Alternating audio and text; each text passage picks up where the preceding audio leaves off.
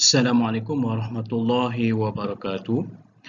Saya Abu Hashim bin Sa'ad daripada Politeknik Sultan Azlan Shah.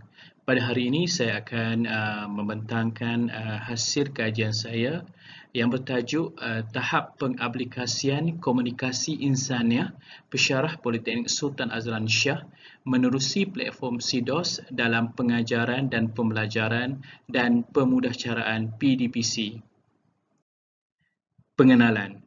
Komunikasi merupakan satu keperluan fitrah manusia dan ianya adalah proses yang berjalan secara terus-menerus di mana ia pasti bermula dan tidak tahu pengakhirannya. Oleh itu bagi manusia yang normal sangat memerlukan aktiviti komunikasi ini untuk menyampaikan hasrat, berbincang dan berhubungan di antara mereka. Manakala komunikasi insaniah itu adalah komunikasi hasil daripada gabungan empat komponen dalaman manusia iaitu al-qalb, ar-ruh, an-nafs dan juga al-aql. Ini seperti pandangan daripada Imam Al-Ghazali yang menyatakan empat faktor utama dalam mempengaruhi tingkah laku kita iaitu al-qalb iaitu hati, ar-ruh, ruh, an-nafs iaitu jiwa dan juga al-aqlu. Ini juga dipersetujui oleh saudara Zulkifli Aini dan juga S. Salahuddin menerusi kajiannya yang menyatakan empat komponen itulah yang membentuk elemen-elemen komunikasi insaniah kepada seseorang. Seterusnya, menurut Siti Azalila, cara manusia berkomunikasi dan berinteraksi melalui bidang pendidikan pada masa kini telah berubah daripada komunikasi secara bersemuka kepada berkomunikasi secara berperantar. Oleh itu, menurut Muhammad Sanusi dan Mazari juga menyatakan penyampaian PDPC yang lebih menarik dan mudah difahami dapat kita lihat daripada pengintegrasian perkakasan komputer, elemen multimedia, grafik yang menarik dan mengendalikan sesi PDPC di atas talian. Dalam bidang pendidikan, kesemua elemen-elemen ini dikenali sebagai sistem pengurusan pembelajaran ataupun SPP atau dikenali juga dalam bahasa Inggerisnya ialah Learning Management System LMS. Justru itu, bahagian pembangunan dan juga penilaian kurikulum Jabatan Pendidikan Politeknik telah membangunkan sistem pembangunan pembelajaran sumber terbuka yang dikenali sebagai Curriculum Information Online System ataupun SIDOS untuk kegunaan kepada 32 buah politeknik sebagai platform di dalam proses PDPC. Seterusnya, kajian literatur. Kajian berkaitan penggunaan platform e-pembelajaran telah dilakukan oleh beberapa orang pekaji. Antaranya yang pertama, Nur Shafrin menyatakan kemahiran guru mengamalkan komunikasi insaniah iaitu komunikasi lisan dan juga komunikasi bukan lisan akan membantu mereka menyampaikan isi pengajaran dan pembelajaran secara berkesan sama ada secara bersemuka ataupun secara atas talian.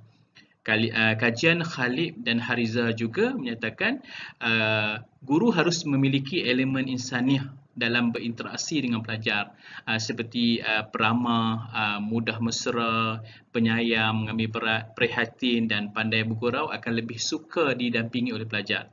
Kajian Nur Syamsinar menyatakan interaksi antara guru dan pelajar ditentukan mengikut cara kesanggupan guru itu meluangkan lebih masa untuk melayan sebarang persoalan di kalangan para pelajar.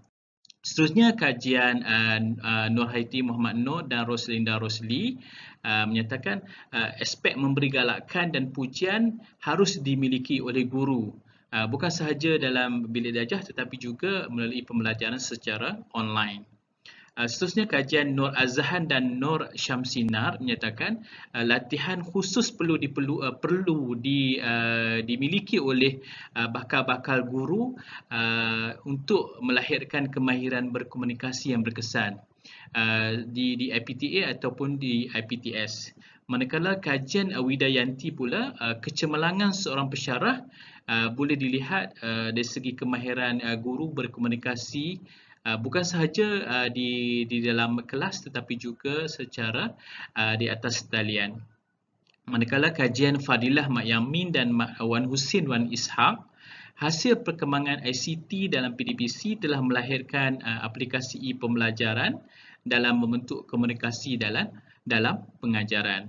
Manakala kajian Muhammad Rafiq dan Sarawati menghuraikan beberapa aktiviti yang boleh dilakukan menerusi SPP ataupun sistem pengurusan pembelajaran seperti melakukan pembentangan, memuat naik nota-nota kuliah, soalan-soalan latihan dan juga bahan-bahan bacaan tambahan. Penyataan masalah. Muhammad Rafi Hamzah dan Sarawati Ahmad menjelaskan Jabatan Pendidikan Politeknik telah membangunkan portal e-pembelajaran untuk meningkatkan pembelajaran atas talian. Walaupun begitu, bagi pengkaji terdapat beberapa permasalahan yang perlu ditangani oleh pesyarah dalam penggunaan platform CDOS dalam aktiviti PDPC mereka, seperti mereka jarang berkomunikasi dan interaksi secara dua hala dengan pelajar. Kurang interaksi ini boleh menyebabkan penyerapan nilai positif kurang berlaku semasa proses PDPC. Seterusnya, mereka perlu melibatkan diri berkomunikasi dengan selalu memberi komen, maklum balas dan juga berinteraksi dalam aktiviti-aktiviti seperti forum, chatting, discussion, message, email dan juga dan sebagainya. Seterusnya, walaupun pesyarah melakukan tugasan assignment, latihan, kuis, ujian secara atas talian menerusi platform CDOS, tetapi terdapat pesyarah yang tidak memberi maklum balas dan komen terhadap tugasan dan jawapan yang diberikan oleh pelajar. Oleh itu, proses PDPC lebih cenderung kepada latihan bukannya pendidikan.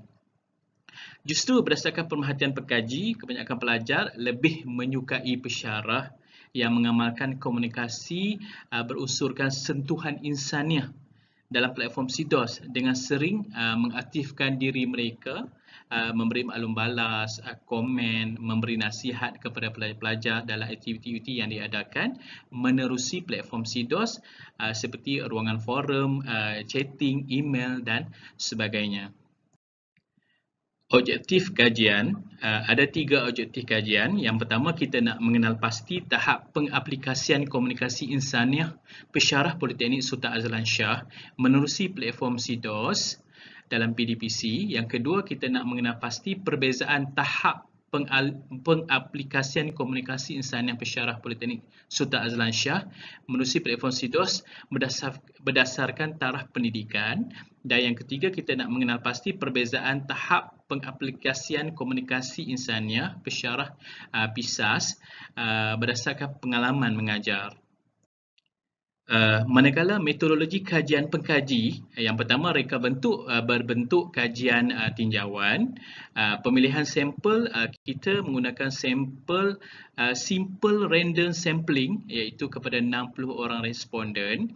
Pengumpulan data, kita menggunakan edaran soal selidik dan juga berdasarkan pemerhatian. Penganalisisan data, kita menggunakan deskriptif dan inferensi iaitu ANOVA. Analisis dan keputusan.